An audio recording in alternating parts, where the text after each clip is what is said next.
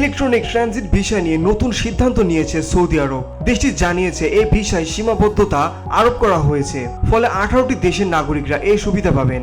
সংবাদ মাধ্যম গালফ নিউজের এক প্রতিবেদনে এ তথ্য জানানো হয়েছে। সৌদি সিভিল এভিয়েশন কর্তৃপক্ষ জানিয়েছে ইলেকট্রনিক ট্রানজিট ভিসা মূলত স্টপ ওভার ভিসা নামে পরিচিত।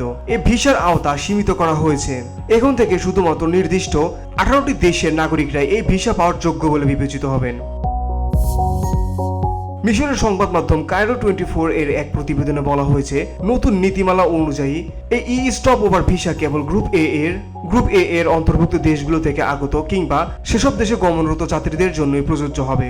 যেসব দেশের নাগরিকরা এই ভিসা পাবেন তারা হলো কানাডা, যুক্তরাষ্ট্র, Austria, Cyprus, France, Germany, Greece, Italy, Netherlands, Spain, Switzerland, যুক্তরাজ্য, চীন, হংকং ও ম্যাকাও সহ মালয়েশিয়া, মালদ্বীপ, সিঙ্গাপুর, থাইল্যান্ড, তুরস্ক ও মরিশাস।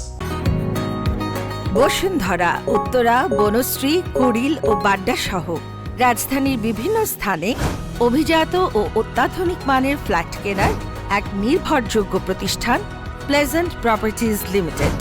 তাই আপনার স্বপ্নের আবাসনের জন্য আজই যোগাযোগ করুন। Pleasant properties limited, where destiny matches eventually.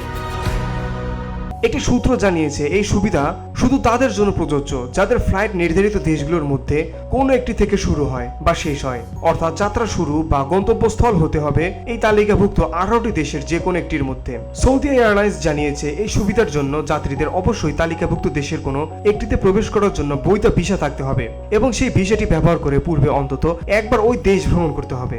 এই নতুন নীতির উদ্দেশ্য হলো ভিসা প্রক্রিয়াকে আরো সুনির্দিষ্ট করা এবং নির্ভরযোগ্য যাত্রাপথের উপর ভিত্তি করে আবেদনকারীদের যাচাই করা।